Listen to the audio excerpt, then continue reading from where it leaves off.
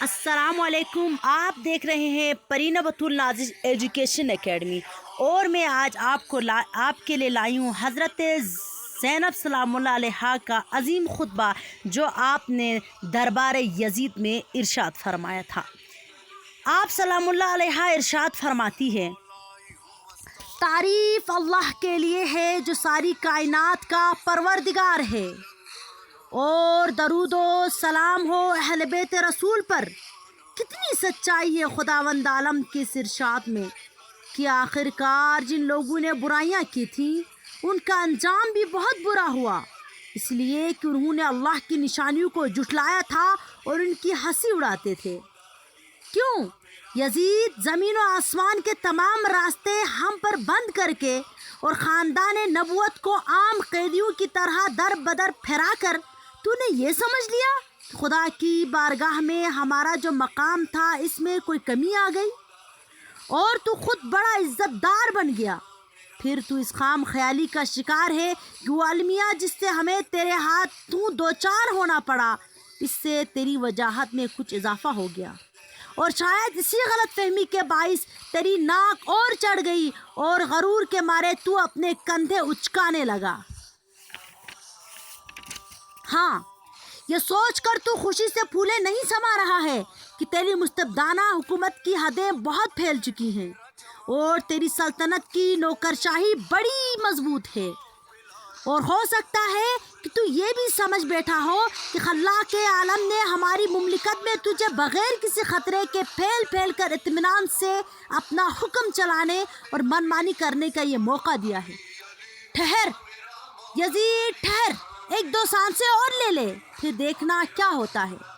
دراصل تو رب ذوالجلال کے اس فیصلے کو بھلا بیٹھا ہے کہ کفر کی راہ اختیار کرنے والے یہ گمان نہ کریں کہ ہم جو انہیں مہلت دیے جاتے ہیں ان کے حق میں کوئی بہتر ہے۔ ہم تو انہیں اس لیے ڈھیل دے رہے ہیں کہ یہ خوب جی بھر کر گناہ سمیٹ لیں، اس کے بعد ان کے واسطے سخت ذلت آمیز سزا اور رسوا کرنے والا عذاب ہے۔ اے ہمارے آزاد کیے ہوں کے جائے، کیا یہی عدل ہے؟ اسی کو انصاف کہتے ہیں کہ تیری تو عورتیں اور کنیزیں تک پردے میں ہوں، اور نبی زادیوں کی چادریں چھین کر انہیں بے پردہ سر برہنہ ایک شہر سے دوسرے شہر کشاں کشاں لے جایا جائے۔ ہاں یزید، تو نے ہی ہمیں ان حالوں کو پہنچایا ہے۔ ہم بے وارثوں کا قافلہ جس جگہ پہنچتا ہے وہاں تماشائیوں کا ٹھٹا لگ جاتا ہے۔ ہر قسم کے لوگ، ہر طرح کے آدمی راہ راہ، منزل منزل، جوگ در جوگ، دور اور نزدیک سے ہمیں دیکھنے کے لیے جمع ہو جاتے ہیں۔ اس کارواں کا نہ کوئی ساتھی ہے، نہ حمایتی، نہ دوست، نہ نگہبان، ہاں مگر جس کا تعلق ہمارے بزرگوں کا کلیجہ چبانے والے سے ہوں، اس سے کسی رو رعایت کی کیا توقع ہو سکتی ہے؟ اور جس کا گوشت پوست ہمارے شہیدوں کے لہو سے اگا ہو، بھلا اس کے دل میں ہمارے لیے کوئی نرم گوشہ کہاں پیدا ہو سکتا ہے؟ ہاں جو اہل بیت عصمت و طہارت کی دشمنی میں انگاروں پر لوٹ رہا ہو، اس سے کب یہ امید باندھی جا سکتی ہے کہ وہ حقیقتوں کے بارے میں کبھی ٹھنڈے دماغ سے غور بھی کرے گا؟ اے یزید، تو احساس جرم کے بغیر اور جس ڈھٹائی سے کہتا جا رہا ہے کہ اگر اس وقت میرے اسلاف مجھے دیکھتے تو کتنے اشاد ہوتے۔ وہ مجھے شاباشی دیتے اور کہتے، یزید تیرے دست و بازو کو نظر نہ لگے، تو نے محمد کے گھرانے سے کیا خوب انتقام لیا ہے۔ یزید، تو جو کچھ کر رہا ہے اور جو کچھ کہتا چلا جا رہا ہے وہ تیری اندرونی کیفیت کا اظہار ہے۔ ذرا دیکھ تو صحیح، بے ادب، اپنی چھڑی سے جس ہستی کے مقدس ہونٹوں کے ساتھ تو گستاخی کر رہا ہے وہ جوانان جنت کا سردار ہے۔ تو نے محمد کے پیاروں کا خون بہا کر اور عبد المطلب کے چاند تاروں کو خاک میں ملا کر اپنے سوکھے ہوئے زخموں کو پھر سے ہرا اور بھرے ہوئے گھاؤ کو کچھ اور گہرا کر دیا ہے، اور اس پر سے تو اپنے پرکھوں کو بھی پکار رہا ہے، اپنے گڑے ہوئے مردوں کو آواز دے رہا ہے، اور اس سے بے خبر کہ عنقریب تو خود بھی اسی گھاٹ اترنے والا ہے جہاں وہ ہے، اور جب تو اپنے سگو کے پاس پہنچ جائے گا تو پھر رہ رہ کر تیرا دل یہ چاہے گا کہ کاش نہ زبان میں سکت ہوتی اور نہ ہاتھوں کو جنبش، تاکہ جو کہا ہے وہ نہ کہتا اور جو کیا ہے وہ نہ کرتا۔ پروردگارا، تو ان ظالموں سے ہمارا حق دلا دے اور ان ستمگروں سے ہمارے بدلے چکا دے۔ بار الہی، جن شفا شعاروں نے ہمارا لہو بہایا ہے اور ہمارے طرفداروں کو قتل کیا ہے، ان پر اپنا غضب نازل فرما۔ قسم بخدا یزید، تو نے خود ہی اپنی کھال نوچی ہے اور اپنے ہاتھوں اپنے گوشت کی تکہ بوٹی کی ہے۔ بہت جلد وہ وقت آنے والا ہے کہ تجھے انتہائی ذلت و خواری کے عالم میں اللہ کے رسول کا سامنا کرنا پڑے گا۔ تو نے نبی کی ذریت کو خاک خون میں غلطاں کیا ہے اور ان کی عطرت، ان کے پیاروں کو نشانہ ستم بنا کر ان کی حرمت زائل کی ہے۔ یزید، جب تو اپنے ان سنگین جرائم کا بوجھ اٹھائے قیامت کے دن خدا کی عدالت میں پیش ہوگا، پھر دیکھنا کہ دادور محشر کس عنوان سے ریاض رسالت کے بکھرے ہوئے پھولوں کو اکٹھا کر کے ہر برگ گل کو آماجگاہ صد بہار قرار دیتا ہے، اور وہ منصف حقیقی کس طرح جور و جفا کرنے والے باغیوں سے ہم کو ہمارا حق دلاتا ہے۔ اس پیدا کرنے والے کا ارشاد ہے، جو لوگ اللہ کی راہ میں قتل ہوتے ہیں انہیں مردہ نہ سمجھو، وہ تو در حقیقت زندہ ہیں، اپنے رب کے پاس سے رزق پا رہے ہیں۔ سن یزید، سن، تیرے لیے تو بس اتنا ہی جاننا کافی ہے کہ بہت جلد خدائے ذوالجلال فیصلہ دے گا۔ جو محمد مصطفیٰ مدعی ہوں گے اور جبرائیل امین مدد کریں گے، ہاں، اور وہ لوگ بھی اسی ہنگام اپنے انجام دیکھ لیں گے جنہوں نے زمین ہموار کر کے تجھے اس جگہ تک پہنچایا اور پھر اللہ اور رسول کا کلمہ پڑھنے والوں کی گردنوں پر مسلط کر دیا۔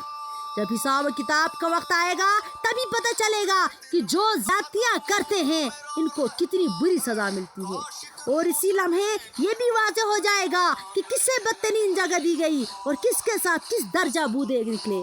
یزید، یہ تو زمانے کا انقلاب ہے کہ مجھے تجھ جیسے آدمی سے بات کرنے پر مجبور ہونا پڑا۔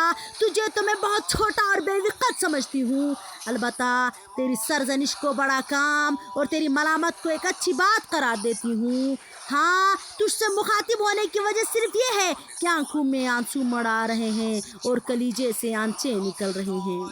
کس قدر حیرت کا مقام ہے کہ وہ خاصان خدا جنہیں اس نے عز و شرف دے کر سرفراز فرمایا، وہیں فتح مکہ کے دن ہمارے آزاد کیے ہوئے شیطان صفت گروہ کے ہاتھ تیر ہوں۔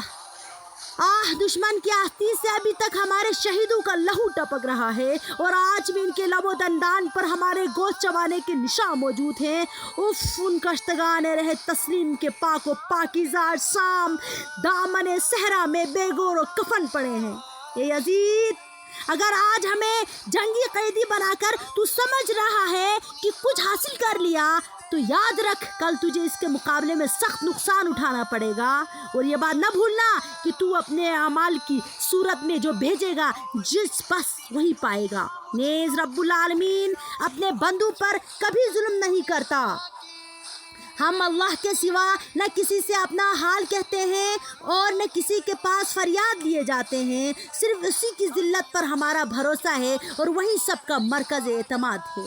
یزید، تیرے پاس مکر و فریب کا جتنا ذخیرہ ہے اسے جی کھول کر کام میں لیا۔ ہر طرح کی سعی و کوشش میں بھی کوئی دقیقہ نہ اٹھا رکھنا، اپنی سیاسی جدوجہد کو مزید تیز کر دے، اور ہاں، ساری حسرتیں نکال لے، تمام آرزو پوری کر لے۔ مگر اس کے باوجود تو نہ تو ہماری شہرت کو کم کر سکتا ہے اور نہ ہی اس موقف میں ہے کہ ہمیں جو مقبولیت حاصل ہے اسے متاثر کر سکے۔ پھر یہ بھی تیرے بس میں نہیں کہ ہماری فکر کو پھیلنے اور ہمارے پیغام کو نشر ہونے سے روک دے۔ نیز تو ہمارے مقصد کی گہرائی تک پہنچنے اور غرض و غایت کی گہرائی کو سمجھنے سے بھی قاصر ہے۔ یزید، تیری فکر غلط ہے، تیری رائے خام ہے، تیری زندگی کے محض چند دن باقی رہ گئے ہیں، تیری بساط الٹنے والی ہے اور بہت جلد تیرے ساتھیوں کا شیرازہ بکھر جائے گا۔ اس کے علاوہ وہ دن قریب ہے جب منادی آواز دے گا، ہاتف غیبی کہے گا کہ ظالموں پر خدا کی لعنت، اور حمد سپاہ اللہ کے لیے جو تمام جہانوں کا پروردگار ہے، وہ رب الارباب جس نے ہمیں پیشرو بزرگوں کو انجام کار خیر و سعادت کے خزانے عامر سے افتخار بخشا اور ہماری آخری شخصیتوں کو شہادت و رحمت کی نعمت عظمیٰ سے سرفراز فرمایا۔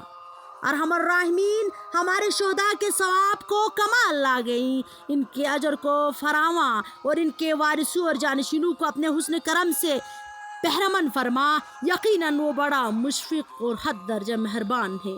ہمارے لیے اللہ کافی ہے اور وہی بہترین کارساز ہے۔